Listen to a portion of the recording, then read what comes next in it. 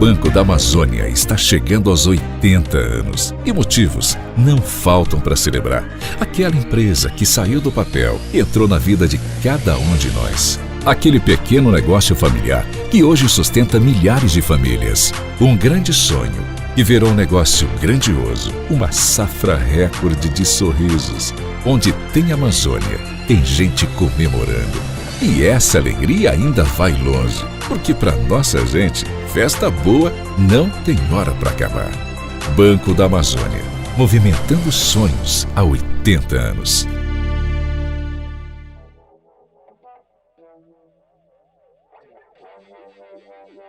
O Banco da Amazônia ele colabora muito com a cultura da nossa região. A cultura, quando a gente olha a Amazônia, olha muita biodiversidade, mas nós temos muita cultura. A cultura da Amazônia ela é muito rica. A sua beleza ela precisa ser mostrada, ela precisa ser divulgada. Então a gente tenta apoiar justamente os nossos artistas regionais nessa divulgação. Então por isso, curtam, aproveitem esta exposição, que para nós é sempre um orgulho levar a vocês esta beleza e tudo o que a Amazônia tem de cultura e de riqueza.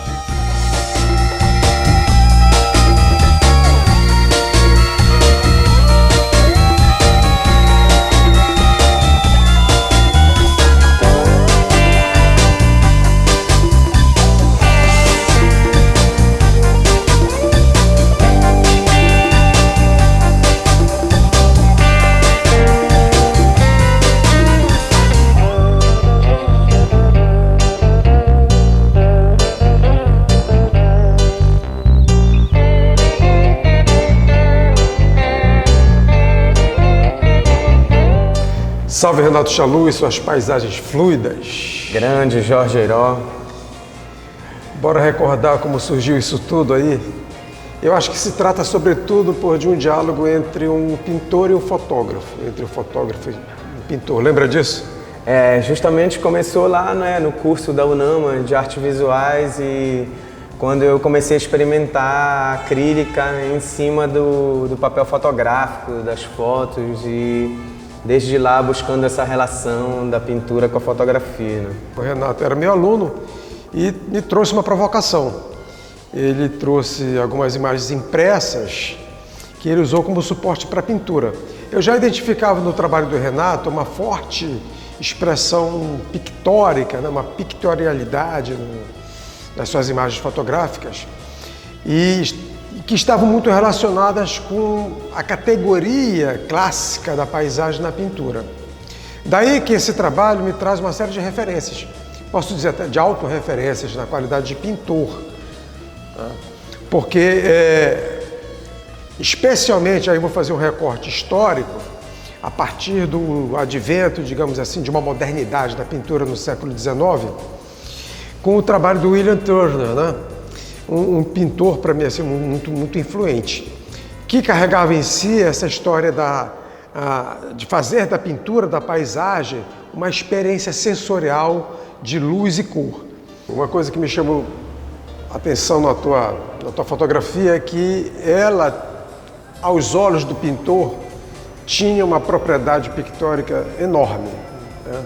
E aí, quando você me surpreendeu trazendo essas imagens como suporte para a pintura, eu disse, pô, entra com a tinta aí, né? Bora pintar isso, porque as tuas imagens, as tuas paisagens inspiravam a pintura. Então eu acho que foi um começo de caminho assim muito feliz nessa relação, nessa interação entre essas linguagens, né? Da fotografia com a pintura, que sempre me atraiu. Para mim foi meio que experimental de qualquer maneira, né? Porque fazia parte do curso, a gente tem que ir na universidade experimentar e eu acho que o curso ele justamente te instiga a experimentar novas possibilidades com a arte, então acho que foi muito interessante no primeiro momento pesquisar, tentar testar mesmo isso. Quando eu percebi que ali tinha algo que me tentava, que me fazia ir lá de novo na tela e, enfim, acho que quando você começa ali na pintura, eu me lembro que eu passei uma noite inteira uma vez dentro da sala pintando e falei, nossa, olha, nem vi o tempo passar aqui, eu acho que tem alguma coisa aqui. E aí eu acho que começou Pois esse é, processo. e quando você fala de experimentação, isso aí tem tudo a ver com a pesquisa artística mesmo, né? Que se dá no âmbito, não só no âmbito acadêmico, né? Mas é um trabalho de ateliê mesmo, né? Então essa atitude experimental que força esse trânsito entre as linguagens, né? Essa interação, que resulta nesse produto, nesse processo todo. Agora tem um detalhe. Sem isso, sem a instância inicial realmente de uma boa imagem, né? Tu tens uma belíssima fotografia. Sem isso, nada feito, não teria se dado esse trampolim, né? Então, desde o primeiro momento, acho que até antes do ateliê de pintura, quando nos traz as paisagens, né? O teu trabalho do Marajó e tudo isso, pô, gente, isso é Turner, né? Lembra disso? Então, eu sou um pintor de referências, né? Então, e como professor também, eu carrego essas referências do ponto de vista didático e tal. Então, essas matrizes ecoam logo quando eu vejo um trabalho que tem essa propriedade, tem essa carga expressiva, né? E eu identifico isso imediatamente. Daí que eu acho que se instaurou esse diálogo de uma maneira muito fluida. Eu lembro que a primeira tela, eu acho que a gente depois pode ir lá nela, que é onde está o texto curatorial, eu acho que ela veio justamente de uma foto que já tinha ali do trabalho do Marajó, que ela é dividida entre o vermelho e o azul muito forte. Exatamente. E aí no exercício lá na tua disciplina, eu peguei a imagem, coloquei do lado e comecei a tentar fazer uma pintura dela. Vamos lá? E eu lembro que eu acho que a gente pode até dar uma olhada lá, pra gente, né, partir de lá de novo desse processo. Então essa relação, esse diálogo que se estabelece com o trabalho do Renato é muito autorreferente também. Não, o que me facilitou muito esse trabalho de curadoria, né, desse ensaio de curadoria, porque é muito um diálogo franco, assim, muito honesto entre um pintor, professor, curador aí nessa condição, mas sobretudo o pintor em diálogo com o trabalho do fotógrafo e vice-versa. Então é uma coisa que se alimenta, que interage, que é simbiótica, né? Nesse vai e vem, nessa fluidez, para empregar muito bem todo o conceito que permeia a exposição, do sentido do fluido, né? Desse conceito do fluido que também é tão pertinente ao contemporâneo, à nossa era, à nossa condição pós-moderna, né? De um tempo fluido em que tudo está tão borrado, né? De valores, de conceitos, muitas vezes fixos, rígidos, que desde sempre, né, com o advento da modernidade, foram se desmanchando, sobre o célebre dizer do Marx, né, e que ser moderno é viver em um mundo em que tudo que é sólido se desmancha no ar. Tentei trazer, na verdade, para a pintura o que eu sentia com essa imagem, né? Eu acho que era justamente esse contraste do vermelho e do azul. E eu acho que ela acabou dando origem ao trabalho e a gente acabou nomeando mesmo de paisagens fluidas, com o mesmo nome, só que uma fotografia, outra pintura. E ela acaba batizando um pouco o processo todo, né? De buscar num primeiro momento, vir da fotografia para a pintura. E ao mesmo tempo ela tem uma coisa meio que díptica, né? Em vários sentidos. É muito assertivo quando você fala de uma questão dialética aí, né? E aí a questão dialética entre fotografia e pintura e em vários outros sentidos. Porque essa alternância entre o dentro, o fora, né? Entre a janela, o interior, exterior, interior e tal, uma coisa muito interessante. E tanto para a fotografia, que é luz, quanto para a pintura também, que é cor e luz, né?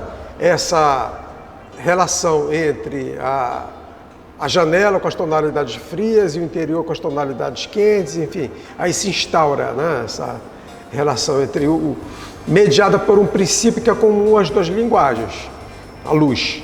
Então, né, que carrega a cor na pintura, carrega a cor na fotografia, e essa interação aí se dá e resulta, essa, né, telinha que traduz. Aí também traz a paisagem fluida do exterior, mas também traz um ícone que me remete imediatamente àquelas luzes do Van Gogh, né, dos interiores dos cafés e tal. Então, já vai se dando essa relação, essa dialética, exatamente, entre as referências da pintura com a fotografia.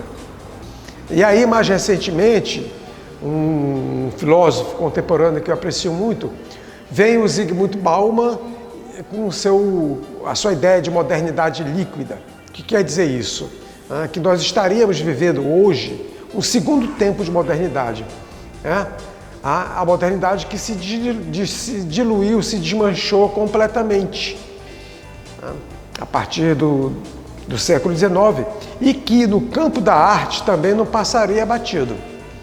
A própria arte, a arte moderna, foi sobretudo um processo de permanente desconstrução do que a arte clássica acadêmica vinha construindo há tantos séculos. Então, a partir do final do século XIX e mais ao longo do século XX, essas relações que a arte estabeleceu desde sempre foram gradualmente se desmanchando, fluindo. E hoje a gente se encontra no campo da arte contemporânea, que é, sobretudo, um processo que a caracteriza muito bem de hibridismo, né? De uma hibridez, portanto, de uma fluidez que conduz esses processos criativos no contemporâneo.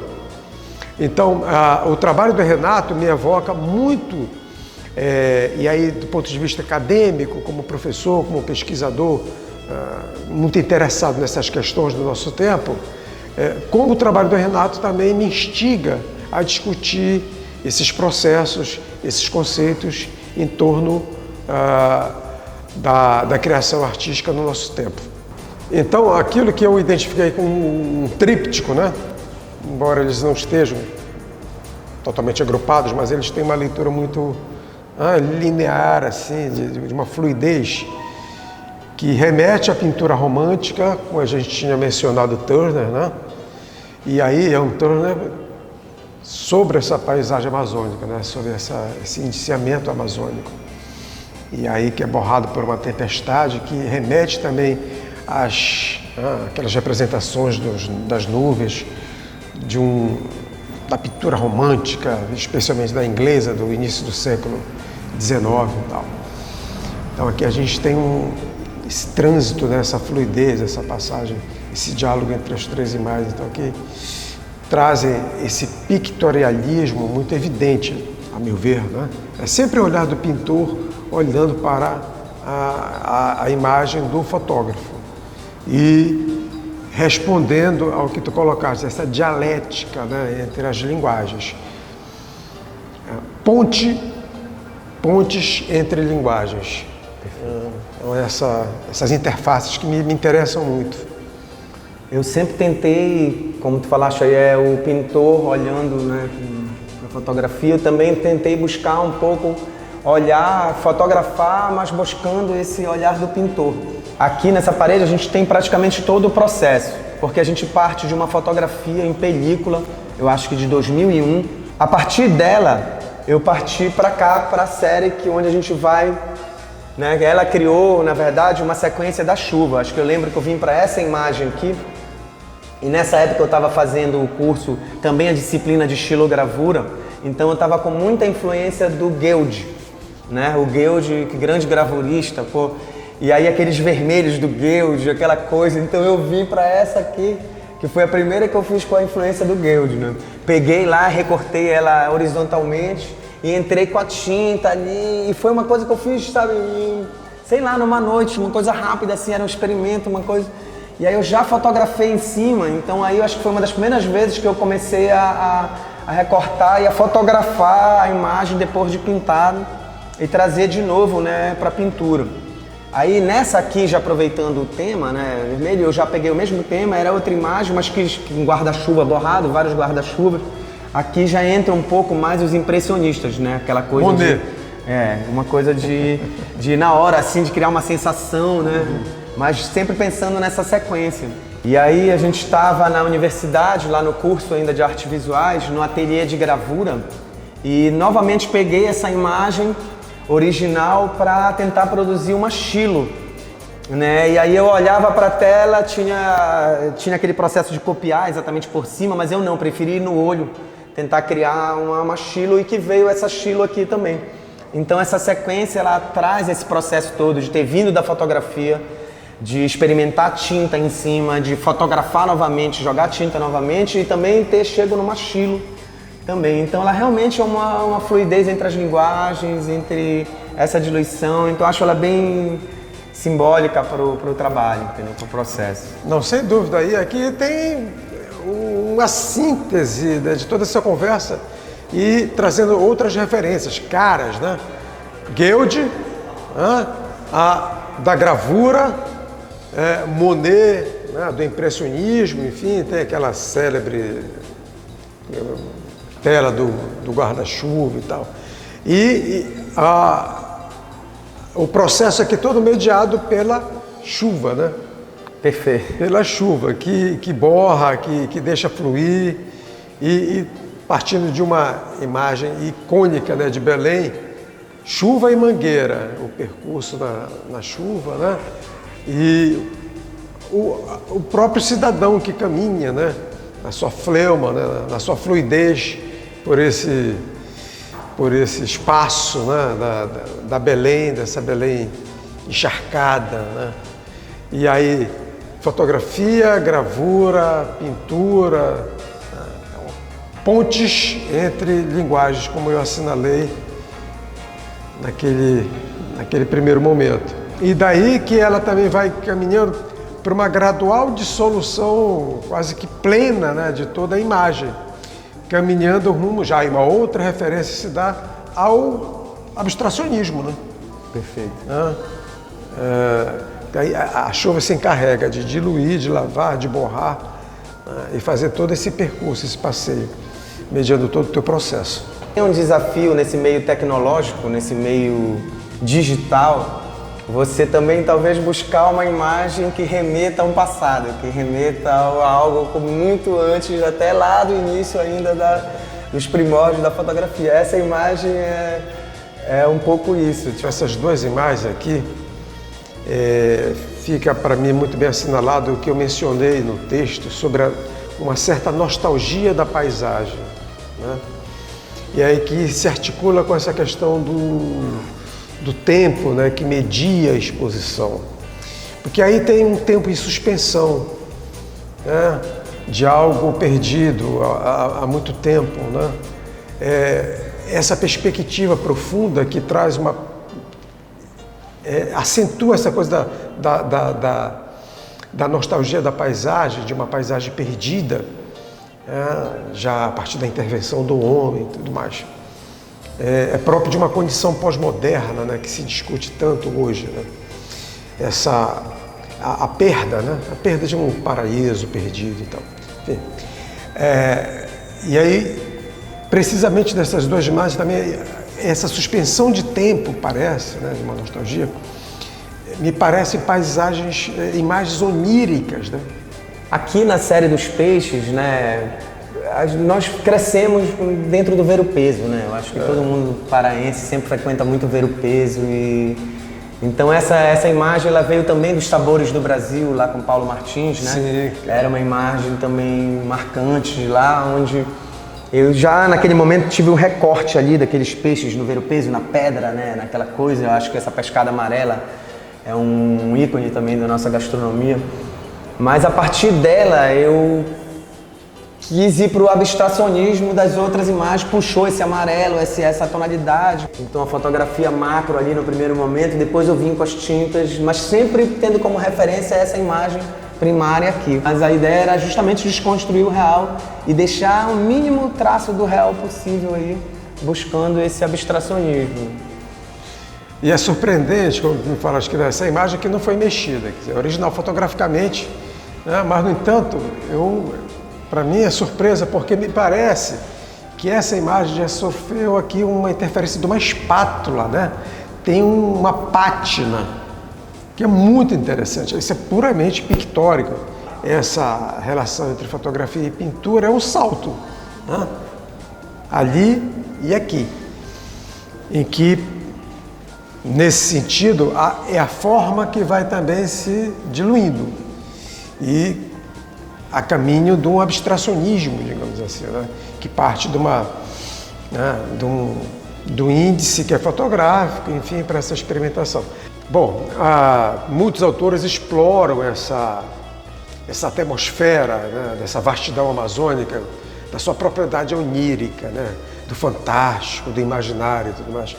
Até que ponto também tu te deixaste impregnar por essas coisas, porque essa série aqui tem particularmente fazendo uma ponte com o que a gente comentou sobre as fotos de Agudwal, né, carregam também essa mesma densidade, né? Devo lembrar o seguinte, Renato, a gente fazendo a curadoria, aquela discussão toda sobre, quer dizer, o acerto na impressão aqui uma questão bem técnica, né, do canvas, realçou uma coisa que talvez não lembro da gente ter essa sensação, essa visualidade no digital. Exato, perfeito. No digital. Então aí aqui realmente fica patente essa linha que conduz a exposição toda da relação entre fotografia e pintura. Certamente para muita gente, para muitos pintores inclusive, vão dizer assim, não, aqui já é o resultado de pintura, né? Então aqui é como se fosse a síntese, né, dos azuis todos, enfim, dessa série, né, de uma sutileza, de uma sensibilidade, de uma delicadeza assim que acho que resume, né, em muito assim, toda essa discussão que a gente vem tendo em torno da mostra. É a fotografia, mas ela tem essa base que a gente vinha buscando, porque ela tem tanto essa transição, lógico, da luz, do pictórico, mas ela tem também a questão macro dos detalhes, por exemplo, dos barcos, da madeira. São elementos, né, amazônicos que a gente quis trazer, e eu queria trabalhar um pouco o grão, aquela coisa que só vem mesmo naquele horário, sabe?